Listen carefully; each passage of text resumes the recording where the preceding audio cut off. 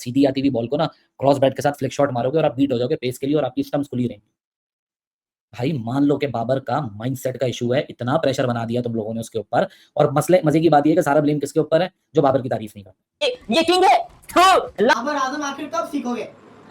देखो कितनी सपोर्ट और चाहिए उमर साहब, और कितनी, जब देखो बात बताऊं क्या, बगैर परफॉर्मेंस के ना कोई आपके साथ नहीं रहता। नहीं है, कितना लोग सपोर्ट कर लेंगे, परफॉर्म तो करना पड़ना है ना। ये बल्ला है ना, इस बल्ले से सबके हेटर्स के मुंह बंद होंगे।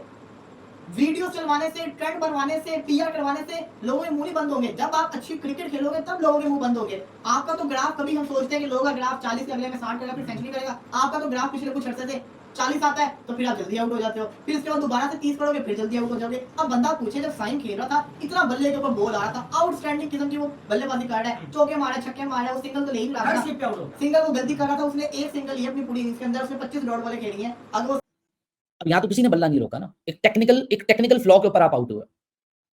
आपने सीधी आती हुई बॉल को क्रॉस बैट के साथ खेलना शुरू किया और आप वो बल्लेबाज हो जो शुरू की 15-20 बॉलें एट विल सीधे बल्ले के साथ खेल सकते हो, और उसमें भी 15 में से अगर 15 बॉलें सीधे बल्ले के साथ खेलोगे तो 12 नहीं तो 10 तो मिडिल करोगे ही करोगे। तुम्हारी वो क्वालिटी किधर गया वो बाबर आजम? इसको कोई समझाए भाई, तुम कौन हो, तुम्हारा पोटेंशियल क्या है, तुम्हारी बला क्या है। इस ओवर के अंदर 50 रन, ऊपर से पाकिस्तान के घंटा आजम महाराजा साहब, वो बाबर साले की तस्वीर में यकीन करो मैं दिल करता है कि फाड़ के रख दूं, लेकिन यार ये क्या है?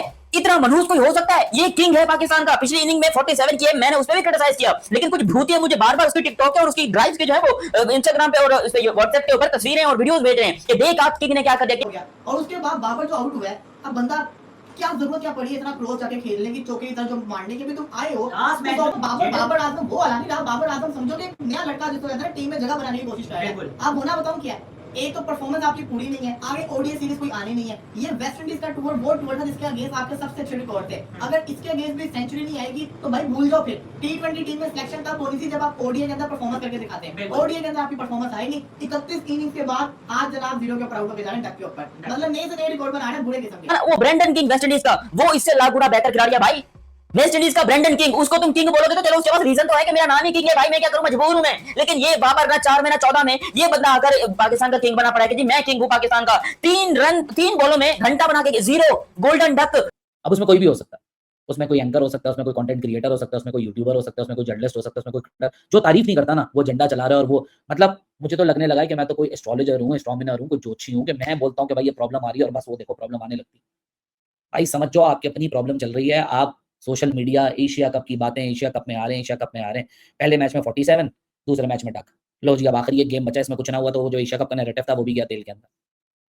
मैंने इसलिए ओडीआई सीरीज स्टार्ट होने से पहले वीडियो की थी कि तुम लोगों ने ना बाबर आजम को प्रेशर बना दिया उसके अंदर। अब उसको सिर्फ ये पड़ी हुई है कि रन्स करने किसी ना किसी तरह, क्योंकि एशिया कप में आना है।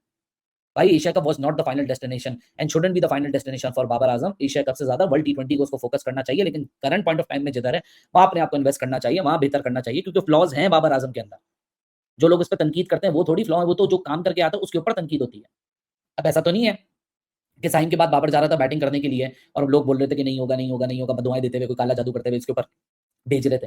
आप मैदान में जो करते हो वो अपनी मनमर्जी से करते हो, बाहर उसको उस परफॉर्मेंस सेंचुरी 50 बाय 50 ऐसे की तैसी फाड़ के रख देगा, तमाम हेटर्स की जवाब देगा। पता चला उसने मेरे ही मुंह पे कस के जूता मार दिया बबरों ने कि ले तू ये ले, तू मेरे को सेंचुरी बोलते तू ये ले, अंडा ले तू अंडा। अबे कितने अंडे खाएगा बाबर आजम? यकीन कर पीएसएल में इसने कोई 5-6 अंडे खाए थे, फिर पिछली जो मतलब जो चैंपियंस ट्रॉफी थी उसके अंदर इसने अंडे खाए थे, और आज भी ये बंदा अंडे खा रहा है। ये करना क्या चाह रहा है बाबर आजम? कितने अंडे खाने के चक्कर में भाई? माना कि अंडों से प्रोटीन मिलता है, लेकिन भाई वो मुर्गी का अंडा होता है। लेकिन यहाँ पर ये क्रिकेट में अंडे पे अंडा खाए जा रहा है, अपने आप को क्या करने की कोशिश करता है बाबर आजम। इतना थर्ड क्लास, इतना वाहियात यार, ये इस बंदे को टीम में ओडीआई में जबरदस्ती का डाला जा रहा है और जबरदस्ती का किंग। 16 ओवर में 96 ओवर्स के अंदर हम तकरीबन 70 एक डॉट बॉल्स खेल चुके हैं, 70 एक डॉट बॉल्स। चलो बाबर तो आउट होकर चले गए, बाबर के ऊपर तो मैं बात करता हूँ अभी, लेकिन मोहम्मद रिजवान, मतलब यार तोबा तोबा तोबा। मोहम्मद रिजवान को कोई जाके ये पूछे भाई आप जिस तरह खेलने की कोशिश कर रहे हैं, वेस्ट इंडीज वाले ड्रेसिंग रूम में सोच रहे हैं ये जो जेडा ब्लेड्स हैं, ये जो सील्स हैं, ये सारे जो है ना ये कॉटनी वॉच और कटली एम्ब्रोज बन चुके हैं, क्योंकि 60 और रन पे 2 विकेटों का मसला नहीं है। मसला ये है कि वो जब बाबर का 3 बॉल डक हुआ तो उसके बाद मोहम्मद रिजवान आए हैं। शुरू की 18 बॉलों में मोहम्मद रिजवान का सिर्फ 1 रन था। 18 बॉलों में 1 रन यानी 17 dot balls. Current point of time पे मोहम्मद रिजवान के 25 बॉलों के अंदर 8 रन है और सिर्फ 3 स्कोरिंग शॉट है, 2 सिंगल लिए हैं और 1 बाउंड्री ली है। मतलब यार कमाल। सब चीजों को छोड़ के बस ये लगे वो तुम्हारी बुराई कर रहा है, वो ये कर रहा है, वो। अबे भाई मैं 2.5 साल से सिमिलर बातें कर रहा हूँ बाबर आजम के ऊपर, यही बातें हैं बिल्कुल सिमिलर, कोई तब्दीली नहीं आती हर दफा मेरी बातों के अंदर। मतलब शायद बाबर आजम की गेम को एनालाइज करना मेरे लिए सबसे आसान काम है, बिकॉज मुझे स्क्रिप्ट भी तब्दील नहीं करनी पड़ती, सिमिलर बात करता हूँ। पता नहीं कब समझेंगे ये लोग यार। कह के थक चुका हूं कि बाबर आजम बेहतर करेंगे तो पाकिस्तान बेहतर करेगा, ऑटोमेटिकली ऊपर वाले नीचे वाले बल्लेबाज सब अच्छा शुरू हो जाएंगे। लेकिन सीखते ही नहीं है, ना खुद सीखने को तैयार है, ना मानने को तैयार है। और मैं 10 दफा एक और भी बात बोली है, सीखने का सफर तो तब शुरू होता है ना सबसे पहले जब आप एक्सेप्ट कर लें कि हम गलत है।